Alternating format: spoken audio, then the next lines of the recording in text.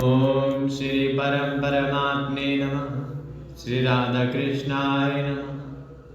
श्री मद्भागवत नवम स्कंद।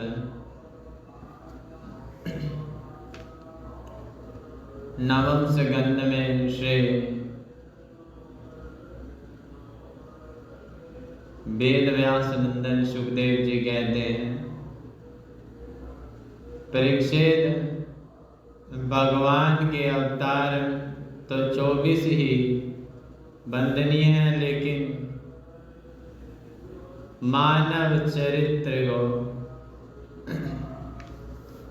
चरित्र से ज्यादा जुड़े हुए जो अवतार हैं वो 2 ही हैं।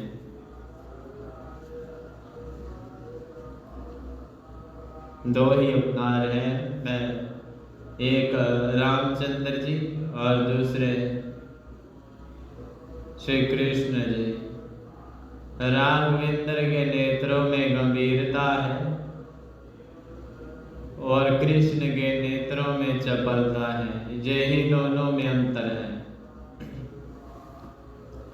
इसलिए परीक्षित, राम ने जीवन में जो किया वो करो और राम जी के किए हुए को करो, कृष्ण के कहे हुए को करो। और प्रभु राघवेंद्र के चरित्र का एक एक पहलू बड़ा ही विचित्र है। राजा ने कहा, आप मुझे राम कथा सुनाइए। सुखदेव जी बोले, राजन, तुमने राम कथा विस्तार से ऋषियों से सुनी है, फिर भी संक्षिप्त में राम कथा मैं तुम्हें अवश्य बताऊंगा। भगवान श्री राघवेंद्र ने जिस पवित्र वंश में अवतार लिया उसे लोग सूर्य वंश कहते हैं। और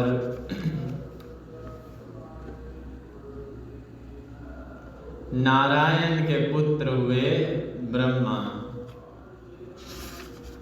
और ब्रह्मा के पुत्र हुए मारीची और मारीची के कच्छप और कच्छप के ही पुत्र सूर्य है।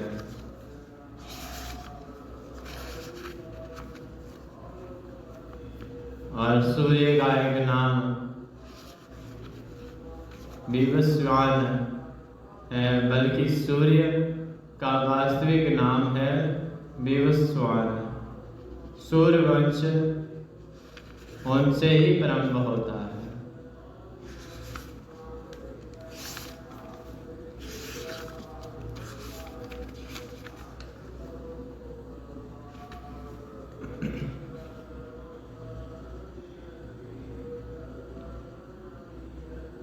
विवस्वान के द्वारा जो पुत्र पैदा हुए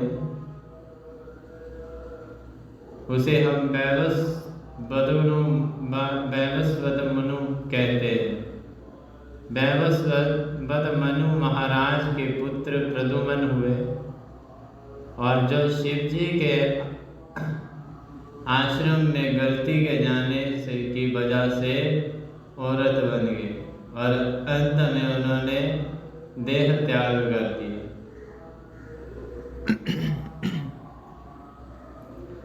वैवस्वत मनु के मन में बड़ी चिंता हुई।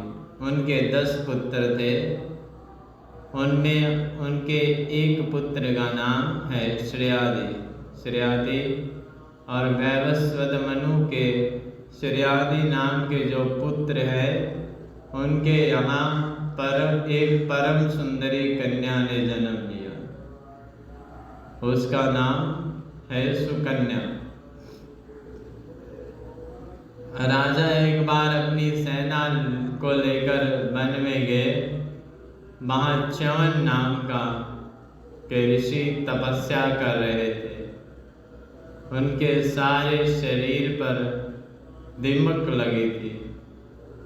केवल आंखों के सामने 2 गड्ढे दिखाई दे रहे थे और सुकन्या ने कौतूहलवश, जहाँ बालकपन होने के कारण, चपलता के कारण एक तिनका उठाकर ऋषि की आंखों में चुबो दिया। च्यवन ऋषि क्रोधित हो गए, सारी सेना भयभीत हो गई और ऋषि को प्रणाम करके क्षमा याचना करने लगे। च्यवन ऋषि तो अंधे हो गए। राजा को इच्छा न होते हुए भी अपनी पुत्री सुकन्या का पानी ग्रहण च्यवन ऋषि को के साथ करना पड़ा। सुकन्या ने अपने पति को बहुत सेवा की और अश्विनी कुमारों ने च्यवन ऋषि की आंखों को ठीक बना दिया और रोशनी प्रदान की। सूर्यवंश के एक और प्रतापी राजा हुए नवंग। नवंग के हुए नावाग और नावाग के हुए अमरीश। अमरीश महाभागा। इतनी बड़ी पृथ्वी के सम्राट होकर भी अमरीश ने के मन में जरा भी अभिमान नहीं था। साल भर में आने वाली प्रत्येक एकादशी को अमरीश निर्जला करते थे और मनुष्य मात्र को एकादशी व्रत करना चाहिए। एकादशी व्रत करना हमारा धर्म है और धार्मिक रीति से जो एकादशी का व्रत करता है और शारीरिक स्वस्थता के लिए एकादशी अत्यंत आवश्यक है। अम्बरीश महाराज एकादशी व्रत करके दूसरे दिन संत को भोजन करा के उनके आदेश से फिर स्वयं भोजन लेते थे। एक बार महाराज अम्बरीश ने एकादशी व्रत कर रखा था। दूसरे दिन सुबह उनके यहाँ दुर्वासा ऋषि पधारे। अम्बरीश तो गदगद हो गए। कहते हैं मेरे कितना भाग्यवान हूँ मैं, मेरे घर संत दुर्वासा पधारे, वो भी पत्नी के सहित आए। उनके चरण पखारे और बोले, हे ऋषिवर, आप ही यही भोजन पाए। दुर्वासा जी बोले, हाँ, एकादशी व्रत तो मैंने भी किया था। आप भोजन तैयार करिए, मैं स्नान करके आ रहा हूँ। अब संत दुर्वासा जी स्नान करने के लिए गए और संध्या वंदन पूजा अर्चना में उन्हें बहुत समय लग गया। कभी कभी एकादशी के व्रत के दूसरे दिन द्वादशी तिथि में ही कुछ घड़ियों बाद त्रयोदशी प्रारंभ हो जाती है और जो एकादशी का व्रत करते हैं उन्हें द्वादशी में ही पारण करना चाहिए। और अम्बरीश ने विप्रों से पूछा तो पता चला कि त्रयोदशी शुरू होने वाली है और द्वादशी में परायण होना आवश्यक है। सो राजा भगवान का चरणामृत पान करने लगे, क्योंकि संत को भोजन कराए बिना भोजन तो पा नहीं सकते। सो चरणामृत पान करने ही वाले थे कि वहाँ दुर्वासा ऋषि जी आ गए और कहा, बिना हमारी आज्ञा के तुमने जल का भी पान कैसे किया। राजा ने क्षमा मांगी, लेकिन दुर्वासा जी ने क्रोध में आकर अपने सिर से एक जटा उखाड़कर जमीन पर फेंकी तो उससे कृत्या नाम की एक राक्षसी पैदा हुई और अम्बरीश महाराज को मारने लगी। अम्बरीश ने हाथ जोड़ के कहा, यदि मैं अपराधी हो तो मुझे मार दिया जाए, मुझे कोई चिंता नहीं। लेकिन भगवान का सुदर्शन चक्र आया और कृत्या को जलाकर भस्म कर दिया। और वह चक्र, सुदर्शन चक्र दुर्वासा जी के पीछे पीछे जाने लगा। दुर्वासा जी डरते डरते दौड़कर ब्रह्मा जी के पास गए, मुझे बचाइए, सुदर्शन मुझे समाप्त करना चाहता है, भस्म करना चाहता है। ब्रह्मा जी ने कहा, मैं आपकी सहायता नहीं कर सकता, क्योंकि आपने नारायण के भक्त का अपमान किया है, आपको मैं नहीं बचा सकता, मेरा क्या सामर्थ्य है। दौड़कर शिव जी के पास गए, शिव जी ने भी असमर्थता दिखा दी। शिव जी ने बोला, आप, मैं नहीं रक्षा कर सकता, आप स्वयं प्रभु नारायण के पास जाएं। लेकिन जिन नारायण के भक्त का तुमने अपराध किया है, उन नारायण के शरण में जाओ और उस नारायण के शरण में जाओगे तो तुम्हें शायद वह क्षमा कर दे। दुर्वासा जी दौड़कर भगवान के चरणों में गिर पड़े, प्रभु मेरी रक्षा कीजिए, आपका सुदर्शन चक्र मुझे भस्म कर रहा है। लेकिन प्रभु को अम्बरीश की याद आ गई और बोले, अहम भक्तम पराधीन स्वतंत्र इव दिज्जा साधु मृगस्थ हृदय भक्तेर भक्त जनप्रिय। भगवान नारायण कहते हैं, मैं तो भक्तों के अधीन हूँ, मैं भक्त के अपराधी को कैसे बचा सकता हूँ, जो स्वयं भक्त के वश में हो।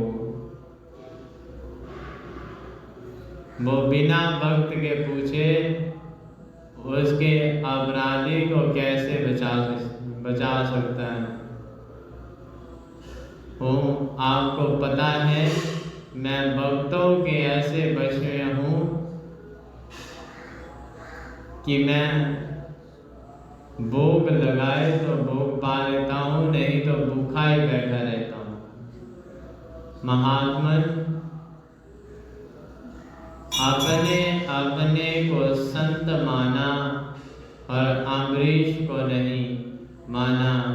आप जाकर राजा अम्बरीश से क्षमा याचना करेंगे और उन्होंने क्षमा कर दिया तो ठीक है, अन्यथा मैं भी कुछ नहीं कर सकता। दुर्वासा जी अपने बचाव के लिए मृत्यु लोक में 12 महीनों से इधर उधर दौड़ रहे हैं। और भगवान की आज्ञा पाकर जब राजा अम्बरीश के द्वार पर पहुंचे तो देखा, आज भी राजा अम्बरीश अपने हाथ में चरणामृत को लेकर खड़े हैं। जब तक संत दुर्वासा को भोजन नहीं कराऊं, तब तक मैं चरणामृत कैसे पा सकता हूँ। ऐसी शालीनता, ऐसे संत के प्रति श्रद्धा और भगवान की ऐसी शक्ति। दुर्वासा जी दौड़कर राजा के चरणों में गिर पड़े।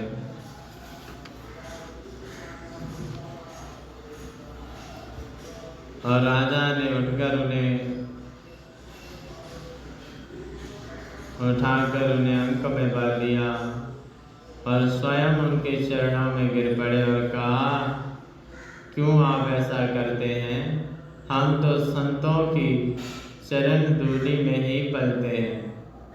संत बोले, राजन कैसे भी दिव्य सुदर्शन से हमारी रक्षा करो। राजा ने हाथ जोड़कर कहा, यदि मैंने भगवान और संतों में कोई अंतर नहीं समझा तो सुदर्शन जी शांत होकर लौटकर चले जाए। सुदर्शन जी लौटकर चले गए और राजा अम्बरीश ने हाथ जोड़कर क्षमा मांगते हुए कहा, आपको मेरे कारण इतना कष्ट उठाना पड़ा, पधारिए भोजन कीजिए। दुर्वासा जी के नेत्र में आंसू आ गए। अहो आनंद दासानम महत्तम दृष्ट पद्मय कृतागसो अपि जद राजन मंगलानि समीहसे। अनंत भगवान के प्रेमियों का महत्व मैंने आज जाना है। जिस राजा को जलाकर मारने का षड्यंत्र किया मैंने, उसने ही मेरी सुरक्षा की, बहुत आशीर्वाद देकर वहाँ से चले गए। सूर्य वंश के प्रतापी राजाओं में परम यशस्वी जुबानासुत राजा हुए। सूर्य वंश की ये विशेषता रही कि यहाँ बिना यज्ञ किए किसी के पुत्र नहीं होता। सूर्य वंश में सूर्य से लेकर दशरथ जी तक अधिकांश राजाओं ने यज्ञ किया, तभी उनके यहाँ पुत्र हुआ।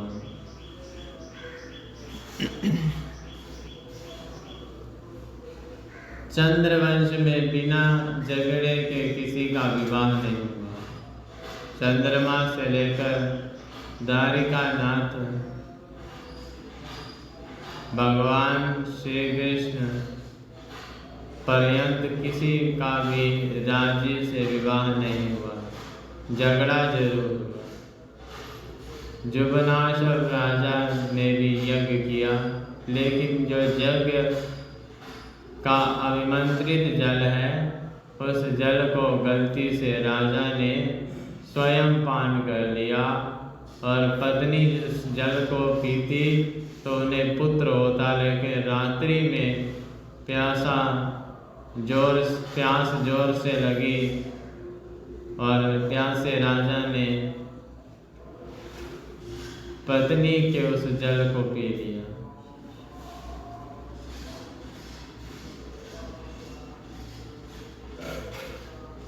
और वशिष्ठ देव जी ने ध्यान कर लगाकर देखा और कहा, राजन सब गड़बड़ हो गया। राजा ने पूछा, क्या हुआ महाराज?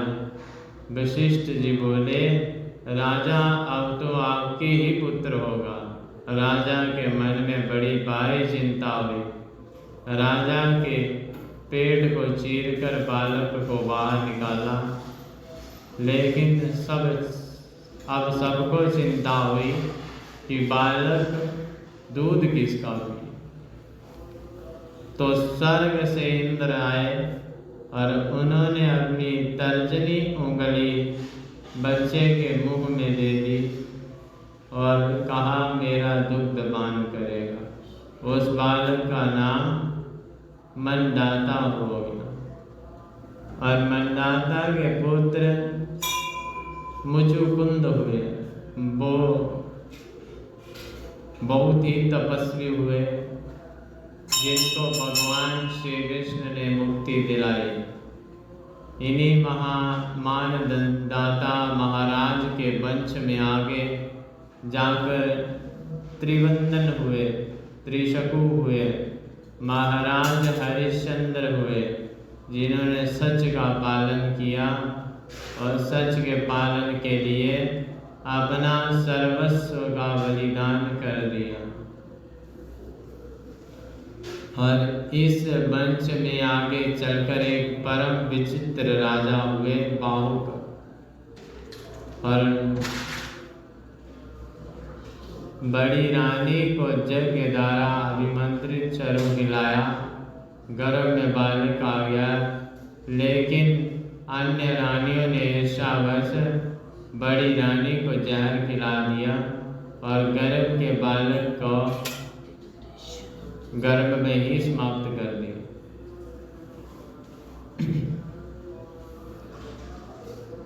गुरुदेव वशिष्ठ ने अपनी मंत्र शक्ति से गर्भ में बालक को मरने नहीं दिया।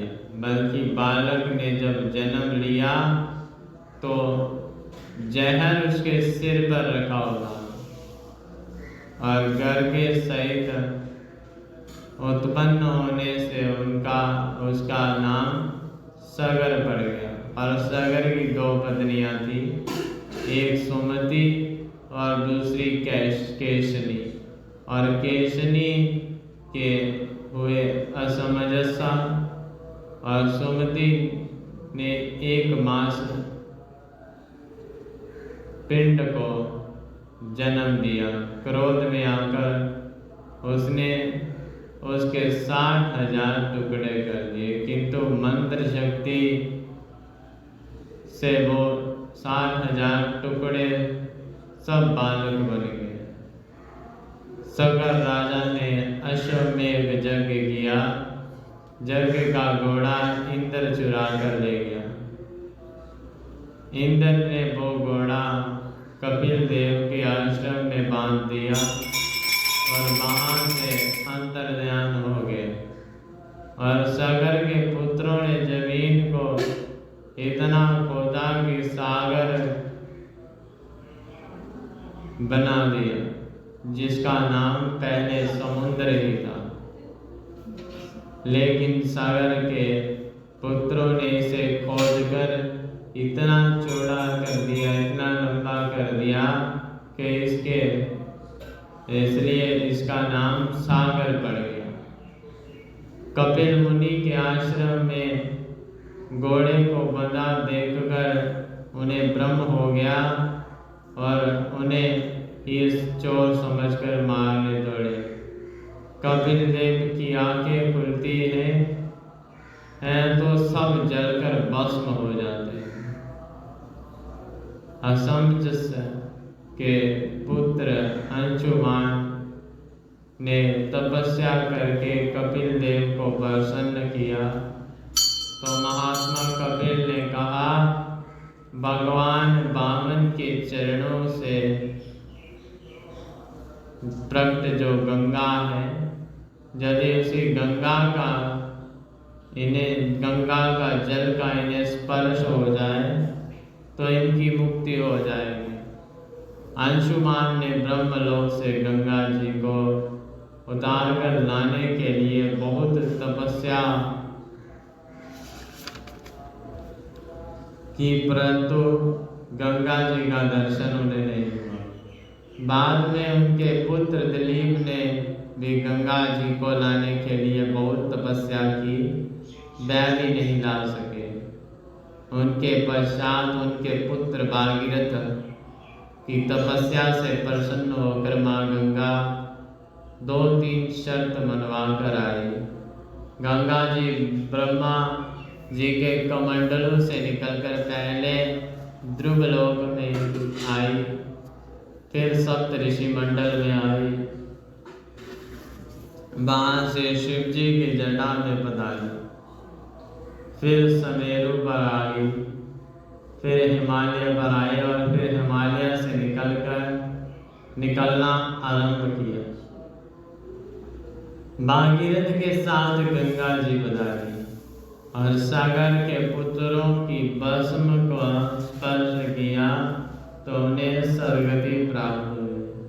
और महापराक्रमी भागीरथ के वंश में राजा खड़वांग हुए। फिर दीर्घबाहु हुए। रघु की कीर्ति बहुत फैली और सूर्यवंश रघुवंश के नाम से प्रसिद्ध हो गया। और महाराज दशरथ परम तपस्वी, तेजस्वी और महापराक्रमी थे। वह अयोध्या में राज्य करते थे। 3 पत्नियां होने पर भी राजा बिना संतान के थे। वशिष्ठ जी के पास गए। वशिष्ठ जी ने कहा, पुत्र कामेष्ठी यज्ञ करो, राजन इस यज्ञ से तुम्हारे 4 पुत्र होंगे। राजा ने पुत्र कामेष्ठी यज्ञ किया तो उस यज्ञ कुंड में से शीर का चरु लेकर स्वयं अग्निदेव प्रकट हो गए और राजा से कहा, इसे अपनी रानियों को खिला देना, आपके यहाँ दिव्य संतान होगी।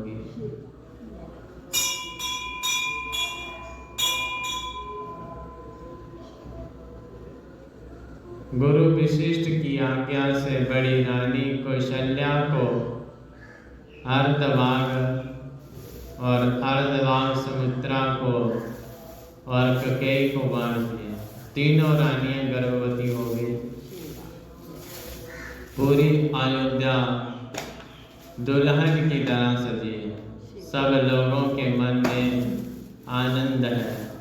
चैत्र मास की शुक्ल पक्ष की 9वीं तिथि को अभिजीत मुहूर्त के दिन ठीक 12 बजे श्री राघवेंद्र प्रभु का प्रागट्य हुआ। बोलिए श्री रामचंद्र भगवान की जय।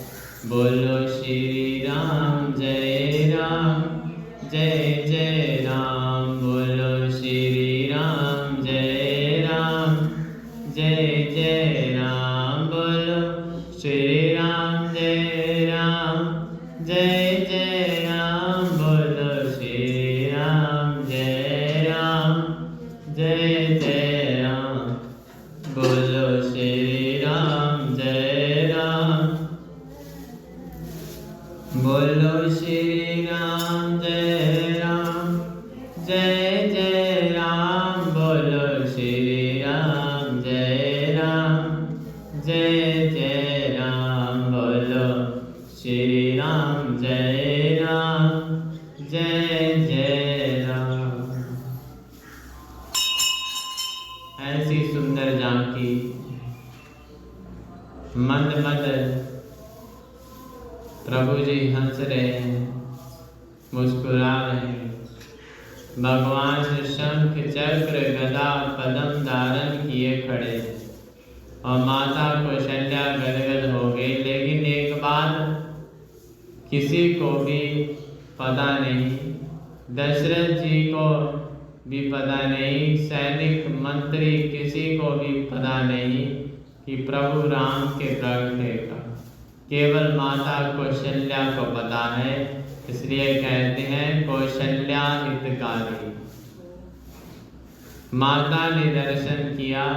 भगवान ने कहा, आपको याद है पिछले जन्म में आपने तपस्या की थी और कहा था अपने, चाहो तुम ही समानम सुत प्रभु सन कवन दुराम। तो मैंने आपसे कह दिया था, आप सरसी को जहु कहा जाए, निप तब तन्य हो मैं आए। इसलिए आपका पुत्र बनकर आ गया। माता, बाहर बड़ी भीड़ लगी है, दुनिया मुझे देखने खड़ी है, आप जल्दी द्वार खोलो, जल्दी दर्शन करेंगे सब। कौशल्या बोली, मैंने आपको पुत्र बनकर आने को कहा था, आप तो पिताजी बन के आ गए हैं। जय शंख चक्र गदा पद्म लेकर क्यों आए? ऐसा कोई बेटा होता है क्या? राम जी बोले, माता हम तो यहाँ कहीं पुत्र बनते हैं तो ऐसे ही बनते हैं। आप हमको पुत्र बोलो, हम आपको माता बोलेंगे तो हो गया बेटा। माता बोली, ये तो ठीक है, लेकिन 4 हाथ का बेटा होता है क्या? और लोग कहेंगे कि ये कैसा बेटा है इतना बड़ा। तो सज्जनों, राम जी ने 2 हाथ ही हटा लिए और 2 हाथ के हो गए और माता से बोले, अब तो पुत्र हो गया, अब तो माता द्वार खोलिए। मैया बोली, पहले आप बालक बन जाओ। और राम जी छोटे हुए और मैया, अब तो मैं छोटा मैया ने कहा वस्त्र तो उतारो। राम जी ने कहा बहुत परेशान करती हैं आप, कभी कहती हैं ये करो ये करो। तो माता बोली सो राम जी वस्त्र खोल दिए राम जी ने। जब छोटे से हो गए तो नंगे होने में क्या लगता है, उन्होंने वस्त्र खोल दिए और माँ ने पालने में सुला दिया। अब तो द्वार खोलो मैया, कहते हैं राम जी, मुझे सब देखना चाहते। मैया बोलती है पहले रुदन तो करो, रहो तो सही। सुनी बचन सुजान रोदन ठाना, होई बालक सुरभूपा। जय चरितर जय गावही, हरिपद पावही, तेना परही पवकूपा। राम जी रोने लगे, रुदन करने लगे। आकाश मंडल में देवताओं की भीड़ लग गई दर्शन करने के लिए। 12 बजे चंद्र सूर्य से कहता है आगे चलो, सूर्य कहता है नहीं जाऊंगा। और मेरे वंश में आए हैं श्री प्रभु, मुझे दर्शन करने हैं। राम जी ने चंद्रमा से कहा दुखी क्यों होते हो? चंद्रमा बोले एक तो दिन में अवतार लिया आपने, वो भी सूर्य वंश में, जले पर नमक और डालते हैं। राम जी ने कहा डरते क्यों हो?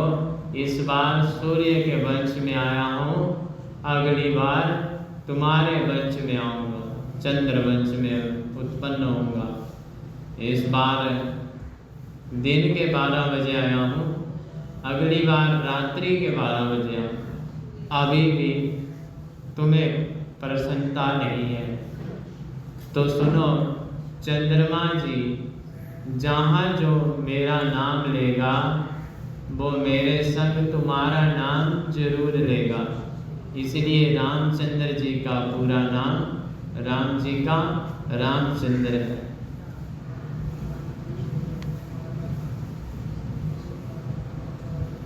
देवताओं ने रामचंद्र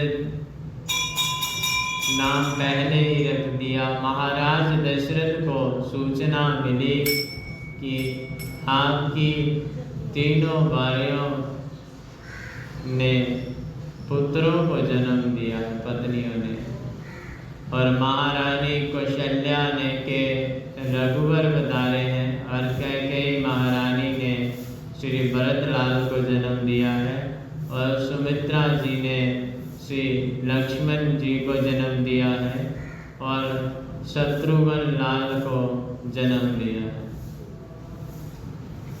दशरथ महाराज के आनंद की सीमा नहीं रही। दशरथ जी महाराज भगवान का जात कर्म संस्कार कराने आए। राम ही के जन्म उत्सव पर सभी अवधवासी आनंद मना रहे हैं, और भगवान राम के जन्म उत्सव पर देवताओं ने स्तुति की, वंदना की, और आदरणीय सुखदेव जी ने राजा परीक्षित को रामचरित्र बहुत संक्षिप्त सुनाया। भागवत में राम कथा भी बड़ी संक्षिप्त है।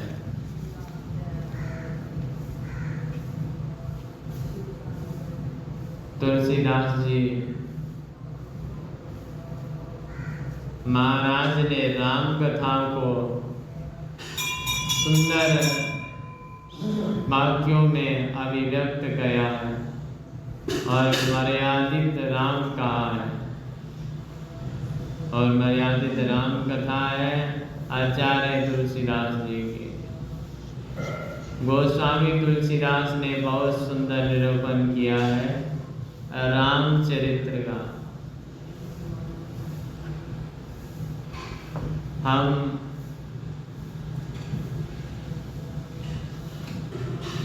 उसी पवित्र स्थान पर चलें जिस अवध में राम जी का अवतार हुआ है। मास दिवस व दिवस पुनि मर्म न जाने को। 1 महीना हो गया राम जी का जन्म उत्सव मनाते, किसी को पता नहीं चला। आनंद स्वयं कृष्ण है, आनंद स्वयं प्रभु राम है। इसलिए अवधगर राम भयो ऐसा नहीं बोले, नंदगर कृष्ण भयो ऐसा नहीं बोले, अवधगर आनंद भयो, नंदगर आनंद भयो। क्योंकि सतचित और आनंद तो केवल राम और कृष्ण है। आदरणीय विशिष्ट के चरणों में महाराज दशरथ जी ने प्रणाम किया और गुरुदेव मेरे चारों पुत्रों का नामकरण कर दीजिए। विशिष्ट जी ने आज आनंद से गदगद हो रहे हैं। विशिष्ट के नेत्रों में प्रेम के आंसू जड़ पड़े। मैं कितना बड़ा भाग्यवान हूँ, अनामी का नाम करने का अवसर मुझे मिला।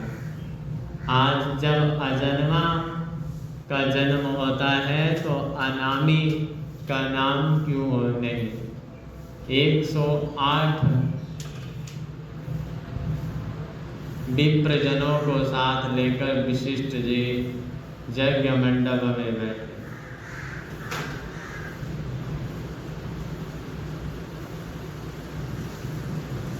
और भगवान परात्पर श्री नारायण का राम रूप में प्रकटे होना, अवतार लेना, उनका नामकरण विशिष्ट जी कर रहे हैं। लाखों लोग उपस्थित हैं, इकट्ठे हुए हैं, इस जानकी के दर्शन कर रहे हैं और संवेद रूप से महात्मा विशिष्ट देव बड़ा सुंदर नामकरण कर रहे हैं। महात्मा दशरथ जी, मैं क्या नामकरण करूं आपके पुत्रों का। महारानी कौशल्या की गोद में जो बालक बैठा है, आप जानते हैं वो कौन है। जो आनंद का सिंधु है और सुख की राशि है, जिसके आनंद की सिंधु की एक बिंदु से पूरा विश्व प्रपंच फलित होता है, फलता है। आराम विराम और विश्राम का अनुभव होता है। इन आपके ज्येष्ठ पुत्र का नाम रखता हूँ श्री राम। और जोगियों के हृदय में जो रमन करते हैं उसे राम कहते हैं। ऐसा श्री राम का मंगलमय चरित्र है। राम 3 हुए, एक दशरथ नंदन, दूसरा कौशल किशोर श्री राम। और जब क्षत्रिय लोग अपनी मर्यादा भूलकर गलत रास्ते का पालन करने लगे तो हाथ में फरसा लेकर जिन्होंने सही रास्ता दिखाया वो भार्गव राम श्री परशुराम जी। और तीसरा राम है श्री कन्हैया के बड़े भाई बलराम। एक राम भक्ति मार्ग का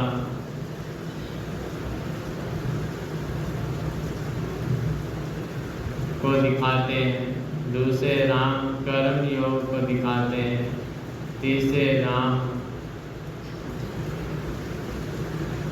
बलराम जी जो ज्ञान योग बताते हैं। जो विश्व का पालन पोषण करने की शक्ति रखते हैं उनका नाम श्री भरत लाल।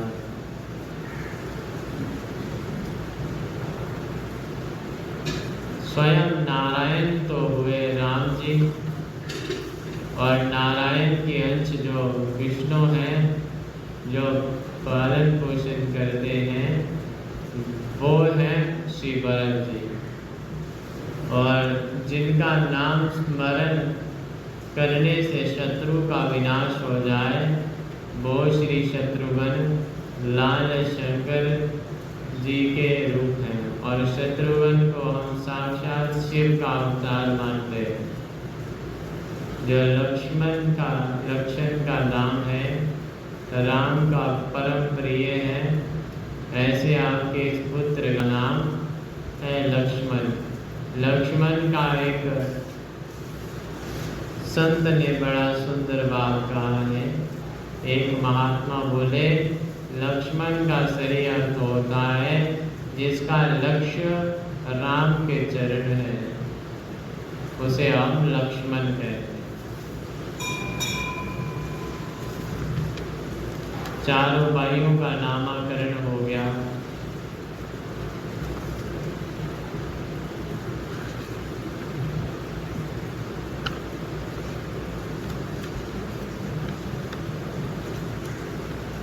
और हम चारों भाइयों को प्रणाम करते हैं। चारों भाई बड़े हो रहे हैं, आनंद की सीमा नहीं है।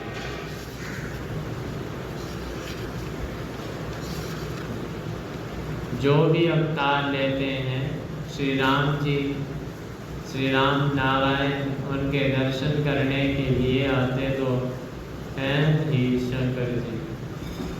और आज भगवान शंकर अयोध्या में पधारे। भगवान श्री राम के बाल रूप का दर्शन करें। राम जी की झांकी को निहारने के लिए बोले, बाबा कहाँ ना हो। लेकिन शिव जी महाराज को ऐसे घर में घुसने कौन दे। बाबा चाहे कितना भी वेश बदल ले, अपने गणों को साथ में लिए, विष्णु जी को साथ लिए, घर में उसको घुसने कौन देगा। अयोध्या की गलियों में बोले बाबा नाच रहे हैं आज। बोले बाबा राम के दर्शन कर अनंत आशीर्वाद देकर गए। विश्वामित्र जी राम जी को लेने आए और दशरथ जी ने एक बार मना किया, लेकिन राम लक्ष्मण दोनों को गुरु विशिष्ट के आदेश का पालन कर महर्षि विश्वामित्र के साथ भेज दिए। बीच रास्ते में प्रभु ने ताड़का का अवतार किया और बड़ी सुंदर कथा आती है। आचार्य सुखदेव जी तो राजा परीक्षित को बस संक्षिप्त में बताते जा रहे हैं, और विश्वामित्र जी के साथ वहां जाकर प्रभु ने मर्ची और सुबाहु का नाम,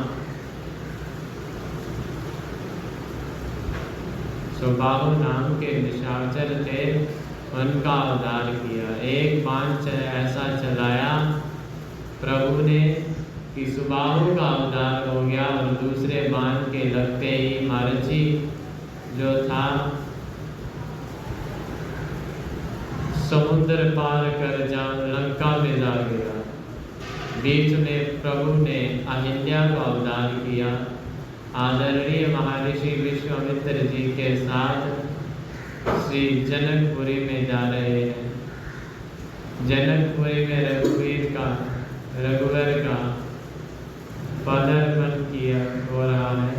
बड़ा सुंदर दृश्य है। सुखदेव जी कहते हैं, सुखदेव जी जनकपुरी में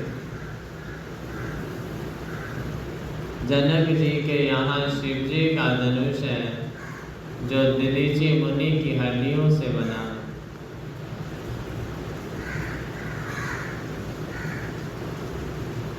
और बड़े बड़े राजा वहाँ आए, लेकिन कोई धनुष को हिला नहीं सका। तोड़ना तो दूर की बात रही, पर हमारे प्रभु श्री राम जी ने गुरु के आदेश का पालन करके बड़ी विनम्रता के साथ प्रणाम करके धनुष को उठाया, और जितनी देर में पलक गिरता है उतनी देर में तो रघुवर ने धनुष के 2 टुकड़े कर दिए। महाराज जनक के आंखें सजल हो उठी। पर मेरे जीवन का परम सौभाग्य सीता स्वयंवर आज हुआ है। मेरी औरस पुत्री तो नहीं है जानकी, लेकिन औरस पुत्री उर्मिला से ज़्यादा बढ़कर मैंने पाला है। मेरी धर्म पुत्री है जानकी जी, और धर्म पुत्री के लिए आज मुझे परम सुंदर वर मिल गया। खुशी से जनक महाराज के आंखों से प्रेम के आंसू गिरने। पर अम्बा जानकी, जगन माता जानकी जगत पिता रघुवर को माल्य अर्पण करने आ रही हैं। कितना सुंदर दृश्य है।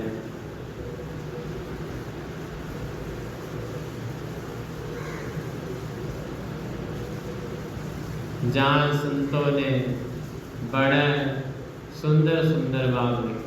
जब राम जी ने धनुष तोड़ दिया तो लक्ष्मण जी जनक जी की ओर इशारा करते हैं, क्यों एक आध धनुष और है क्या? जयमाल लेकर जानकी जी आई और जनकपुर वासियों की ओर की आंखें नम हो रही हैं। लोगों ने अपनी आंखों की पलकों को पकड़ लिया। लाडली बिटिया जानकी जब रघुवर को वर्ण करेगी, उस समय यदि पलक गिर गई तो ये दृश्य हम नहीं देख सके, तो इसलिए सारे लोगों ने अपनी पलकों को पकड़ ली। माला गले में डालने के बाद डालने के लिए परम अम्बा जानकी जी आई। राघवेंद्र तो लंबे थे, मुकुट भी ऊंचा है, 1-1.5 फुट का तो होगा ही। जानकी जी उतनी लंबी तो नहीं है। विवाह में थोड़ा विनोद होता है। रघुवर एकदम तन कर खड़े हो गए। अब माला कैसे पहना? सखियों ने रघुवर को इशारा किया, थोड़ा झुक जाओ। रघुवर राम जी ने इशारे से कह दिया, नहीं।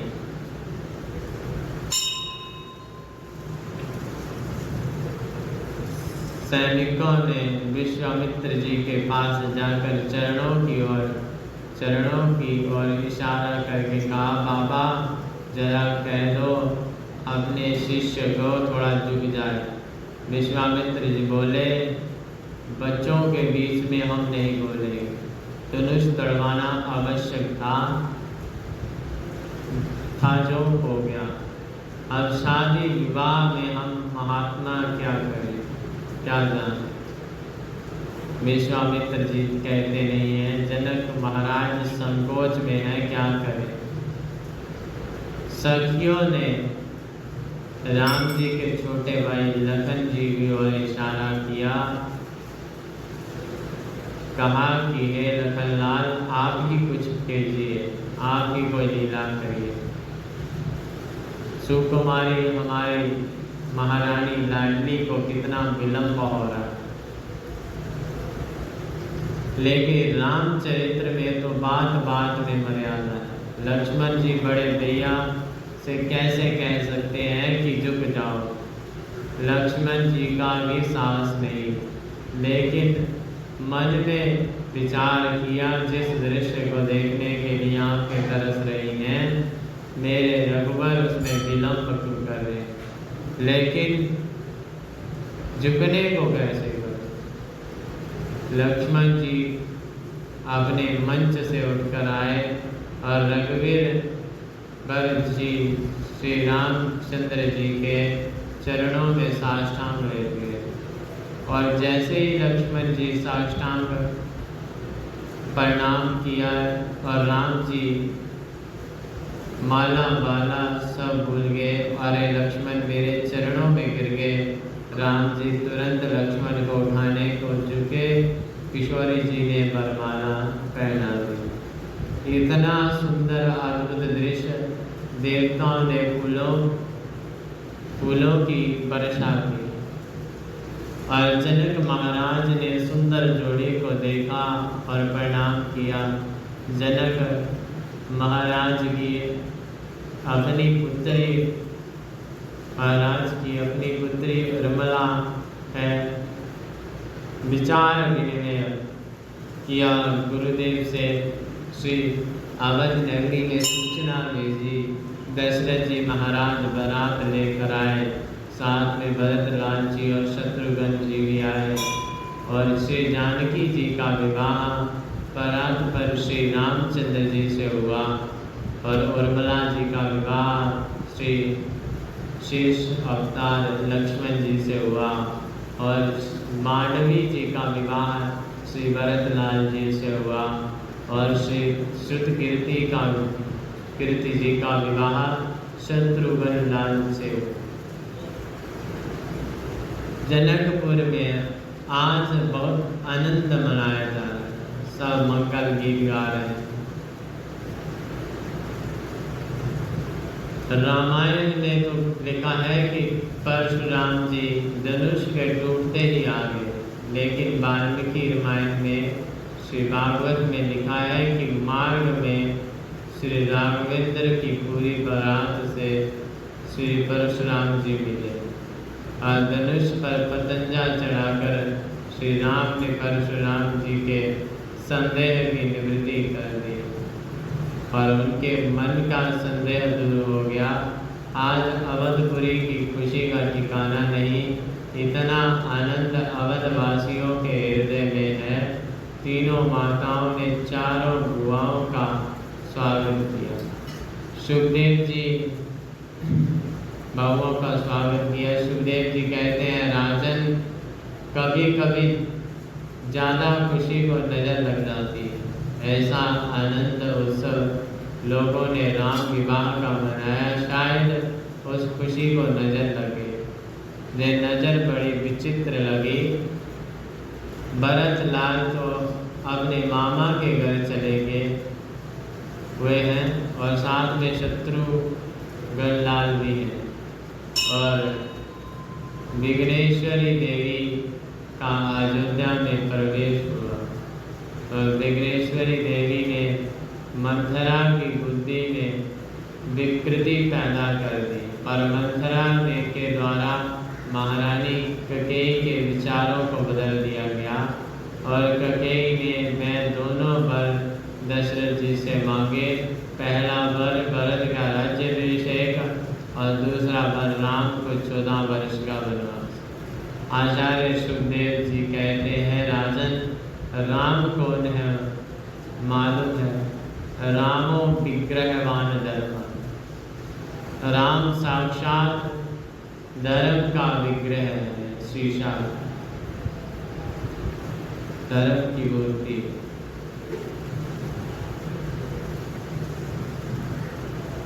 यदि धर्म की संपूर्ण व्याख्या आपको देखनी है तो राम के चरित्र को देखें। धर्म की संपूर्ण व्याख्या राम के चरित्र में बसी हुई है।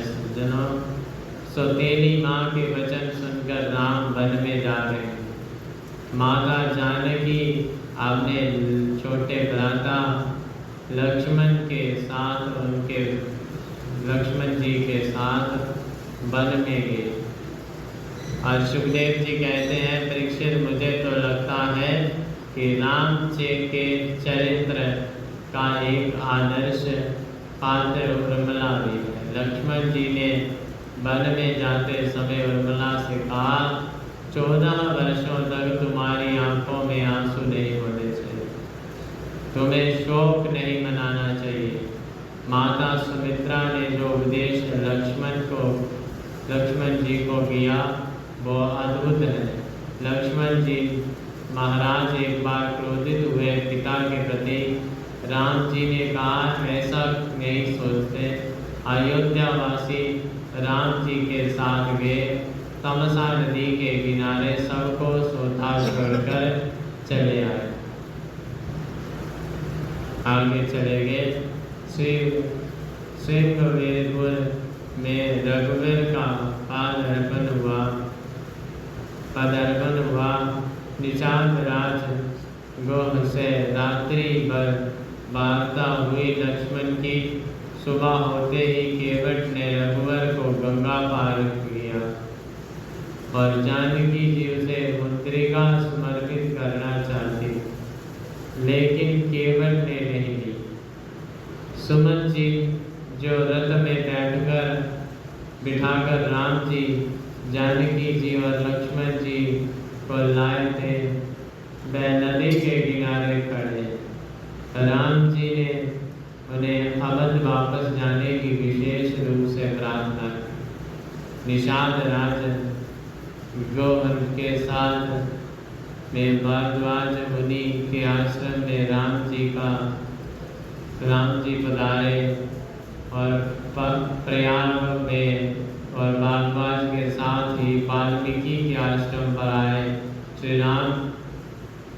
श्री वाल्मीकि जी मुनि से श्री राम अपने रहने का स्थान पूछते। वाल्मीकि जी बोले, ऐसा कौन सा स्थान है रघुवीर जहाँ आपका वास नहीं? आप तो सर्वत्र निवास करते हैं, फिर भी आपके लिए ये स्थान अप्रयुक्त रहेगा। सुमंत जी ने वापस लौटकर अयोध्या में जैसे ही सूचना दी, राम को आज अयोध्या से गए पूरे 6 दिन हो गए। सुमंत जी ने आकर जब महाराज दशरथ जी से कहा, मेरे हजारों आग्रह करने के बाद भी राम लौटकर नहीं आए।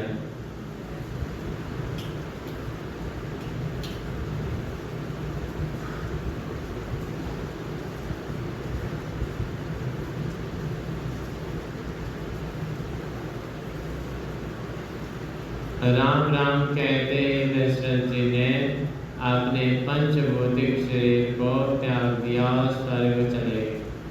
देवराज इंद्र के आदेश सिंहासन पर श्री दशरथ जी विराजमान हैं और दशरथ जी महाराज का 5 भौतिक शरीर तेलादि से सुरक्षित रखा गया।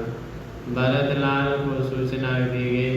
भरत ने जब जाना कि मेरी माता के कहने से राम वन में चले गए, भरत जी ने सैकड़ों प्रकार की सौगंध खाई माता कौशल्या के सामने। कौशल्या ने भरत को गले में भर लिया। मेरा भरत ऐसा कभी नहीं हो सकता। सब विधि भरत सराहनयोग्य। एक बात, ब्रह्मा की सृष्टि के 2 विचित्र पात्र हैं। ब्रह्मा की सृष्टि का पहला विचित्र पात्र है भरत और दूसरा विचित्र पात्र है मंथरा। भरत ऐसे अद्भुत पात्र हैं जिसमें एक भी दोष नहीं है और भरत के चरित्र में लाख प्रयास करने के बाद भी आप भी दुर्गुण नहीं निकाल सकते। मंथरा ने एक अद्भुत ऐसा पात्र है जिसमें एक भी गुण नहीं है, एक भी सद्गुण नहीं। आबाल बच्चे बूढ़े सब पिता का संस्कार होने के बाद राम का दर्शन कर गए, लेकिन भरत लाख प्रयास करने के बावजूद श्री राम जी को अवध नहीं लौटा पाए। बहुत प्रार्थना की, लेकिन एक बार जो बात रघुवर ने मुख से कह दी उसे दोबारा कहने का अवसर कभी नहीं दिया। चरण पादुका लेकर भगवान की भरतलाल जी आ गए और नंदी ग्राम में जमीन के नीचे गुफा में भरत जी वास करते हैं।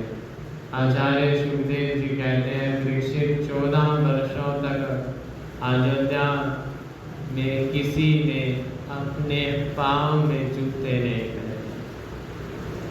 राम नंगे पैर जाते तो हमें जूते कैसे पहने, हम जूते कैसे पहने। जब लकड़ी की चरण पादुका थी उन्हें भी भरत लाल लिया और 14 वर्षों तक अयोध्या में किसी ने अपने घर में दीपक नहीं जलाया। और राम अंधेरे में रहते हैं तो हम दीपक क्यों जलाएं। 14 वर्ष तक किसी ने अपने द्वार पर बंधनवार नहीं बांधा। 14 वर्ष तक अपने बेटे बेटी का विवाह नहीं किया, क्योंकि विवाह करेंगे तो मंगल की विवाह होगा, परंतु राम नहीं तो कैसा मंगल। राम ही तो मंगल सूचक है। और प्रभु राम जी अत्रि मुनि के आश्रम में पधारे। अनुसैया जी ने जानकी जी को आशीर्वाद दिया और अच्छे वचन कहे उनसे। उसके बाद सुदीक्षण के आश्रम पर प्रभु पधारे। अगस्त मुनि के आश्रम पर बहुत समय तक सत्संग किया। धीरे धीरे चलते हुए रामचंद्र जी पंचवटी पर आ गए और श्री राम जी का पदार्पण पंचवटी पर हुआ। सज्जनों, बड़ी पावन है पंचवटी की भूमि, जहाँ 5 सुंदर वृक्ष हैं। नासिक है, नासिक जो है वही पंचवटी। और लक्ष्मण जी ने वहाँ पर्ण कुटिया बनाए और राम जी ने उस पर्ण कुटी की परिधि में वास करते हैं। उसी समय वहाँ मौसी जी आ गई। उसका नाम शूर्पणखा।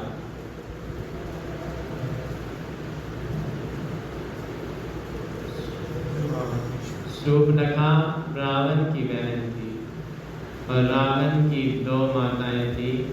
बड़ी माता जी के पुत्र हैं कुबेर, जो कैलाश पर्वत पर रहते हैं और जिनका बगीचा बहुत सुंदर है। रावण की दूसरी माता जी के 3 पुत्र हैं, 1 पुत्री है।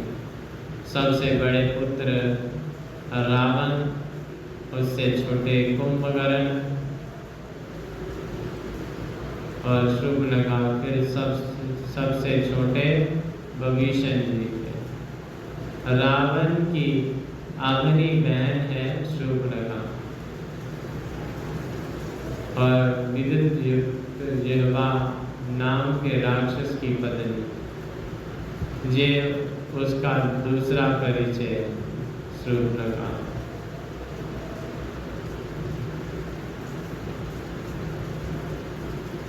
जब भी शूर्पणखा के पति विद्युत तिजवा को रावण ने ही मार दिया था। शूर्पणखा ने दूर से राम जी के सौंदर्य को देखा और वेश बदलकर परम सुंदरी बनकर राम जी के सामने आ गई। कैसा सुंदर प्रभु का स्वभाव है। रामचंद्र प्राणधरान चक्षुषा नाभि पश्यति। आचार्य सुखदेव जी कहते हैं राम जी का चरित्र कैसा अद्भुत है। राम की आंखों के सामने कोई नारी आती है तो उसे जा तो माँ के रूप में देखते हैं, या फिर बहन के रूप में। शूर्पणखा वेश बदलकर सुंदर श्रृंगार करके आई और रघुवर ने शूर्पणखा को देखा और कहा, आओ देवी बोलिए। शूर्पणखा बोली, जी मैं तो आई कहाँ से हूँ, मैं तो पति ढूंढने निकली हूँ, स्वयंवर करने चली।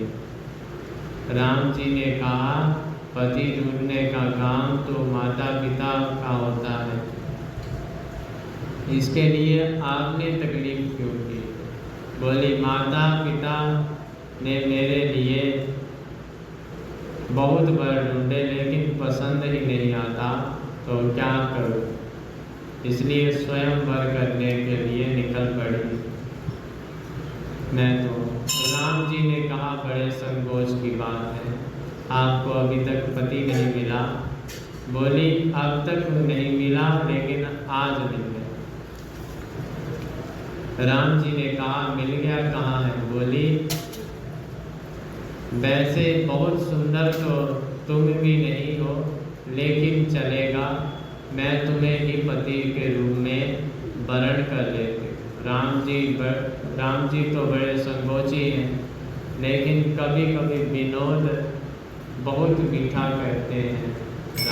राघवेंद्र जी ने कहा आपने तो ये ठीक ही सोचा, लेकिन हमारी बगल में जो बैठी है वह हमारी पत्नी है श्री जानकी। शूर्पणखा बोली ये दुबली पतली सी पत्नी है तुम्हारी? राम जी ने कहा हाँ। बोली इसकी परवाह मत करो, इसका तो मैं नाश्ता कर जाऊँ, इसका तो पता ही नहीं चलेगा, मैं आपके साथ वन में भ्रमण करने जाऊंगी। राम जी ने कहा सुनो, वृक्ष के नीचे बैठे हैं, वो वृक्ष के नीचे बैठी है ना, गोरे गोरे मेरे छोटे भाई हैं और मेरे छोटे भ्राता हैं कुमार लक्ष्मण। शूर्पणखा लक्ष्मण जी के पास चली गई। लक्ष्मण जी बोले कहिए। शूर्पणखा बोली वो जो काले राम है ना तुम्हारे भाई, वो मुझसे विवाह करना चाहते हैं, मैं तो गोरे से करूँगी ना, आप गोरे हैं तो आपसे विवाह करने का मन हो गया। लक्ष्मण जी ने सोचा राम जी जब मुझे कुमार बता रहे सकते हैं तो मैं भी कुछ कहूँ। लक्ष्मण जी बोले जानती है वो कौन है? मेरी पत्नी बनोगी तो झाड़ू लगानी पड़ेगी और मैं तो उनका सेवक हूँ, तो ये कौन है? ये है कौशलपुर राजा, अयोध्या के राजा। और अयोध्या के राजा कहकर लक्ष्मण क्या बताना चाहते हैं? लक्ष्मण जी का इशारा है कि जब पिताजी के 3 पत्नियां हो सकती हैं तो इनके 2 भी नहीं हो सकती क्या? इसलिए तुम इनके पास ही जाओ। अब ये इनके पास भेजें, वो उनके पास भेज दें। शूर्पणखा ने कहा क्या मुझे पागल समझ रखा है? रावण की बहन हूँ मैं, सर्वनाश कर दूंगी। अभी मेरा रूप तुम लोगों ने नहीं जानते, तुम लोग कभी इधर भेजते हो कभी उधर भेजते हो, मुझसे विवाह नहीं करते। पहले तो मैं इस जानकी को ही नहीं छोड़ूंगी। विकराल रूप लेकर माता जानकी और की ओर मारने को दौड़ी शूर्पणखा। लक्ष्मण जी तो संकर्षण देव हैं, साक्षात शेष नाग है लक्ष्मण जी। और लक्ष्मण जी जल्दी क्रोधित हो जाते हैं। लक्ष्मण जी ने शूर्पणखा की नासिका पर और कान दांत दोनों को हटा दिया। नाक कहते हैं स्वर्ग और कान कहते हैं श्रुति, मानो वेद को। और परमात्मा से जो झूठ बोलता है या भगवान से जो कपट करता है वो ना स्वर्ग जाने का अधिकारी है ना वैदिक परंपरा में रहने का अधिकारी है। शूर्पणखा रोती चिल्लाती हुई अपने भाई रावण के पास आई। रावण ने पूछा क्या हुआ, कैसे हुई तुम्हारी ये दशा? वहाँ खरदूषण आदि आगे वहाँ भयंकर युद्ध हुआ। अब ऐसी परिस्थिति बनी, रावण ने मार्ची से कहा वो स्वर्ण का शूर्पणखा के बताने पर फिर मारीची से कहा रावण ने, वह स्वर्ण का मृग बनकर आया और माता जानकी का रावण ने हरण कर लिया और लक्ष्मण जी को राम जी ने सुरक्षा के लिए माता जानकी के पास भेजा रखा था। और सब जानते हैं, लेकिन रावण जब भिक्षा ले रहा था वह संत था और माता जानकी का हरण किया, तब वो राक्षस बन गए। संत बनकर रावण ने जानकी जी का हरण किया और लक्ष्मण जी भी भगवान राम के पुकारने पर चले गए उनके पास और भिक्षा। उसने सोचा यदि संत बनकर हरण करूँगा तो संत के चरित्र पर कलंक लग जाए। जटाजु ने विचित्र युद्ध किया, पंख कट जाने पर भी जमीन पर गिर पड़े। माता जानकी जी की नजर जिस पर पड़ गई उसे राघवेंद्र प्रभु ने मुक्ति जरूर दी। और जानकी जी जिस पर नजर उसकी मुक्ति निश्चित है, जिस पर जानकी जी की नजर पड़ जाए, चाहे वो जटाजु था चाहे वह सुग्रीव था। जटाजु को तो राम ने अंक में भरकर गले से लगाकर कहा, हजारों वर्ष तक जीवित रहिए, ये मेरा आशीर्वाद है। जटाजु बोले, इससे सुंदर मृत्यु नहीं हो सकती। राम जी की गोद में प्राणों को त्याग दिया।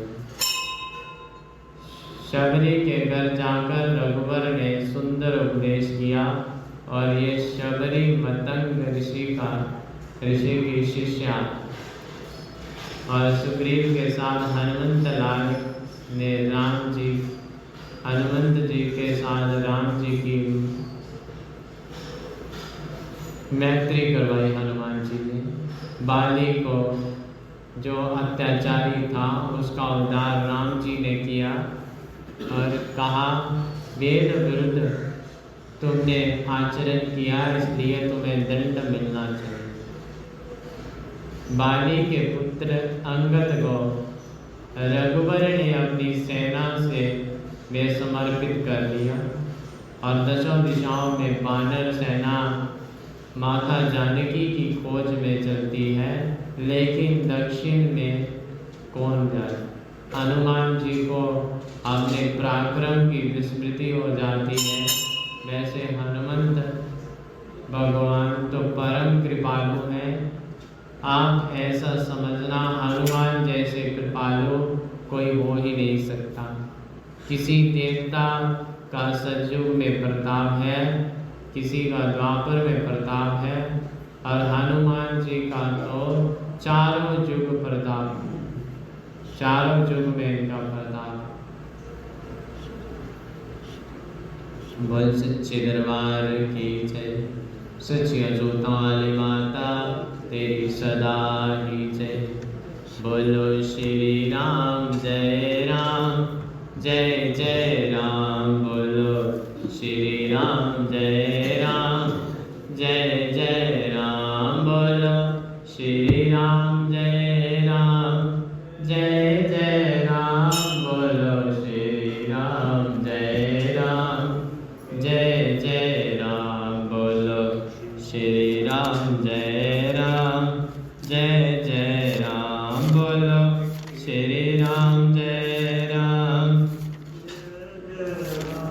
बोलो श्री राम जय राम, जय जय राम। बोलो श्री राम जय राम, जय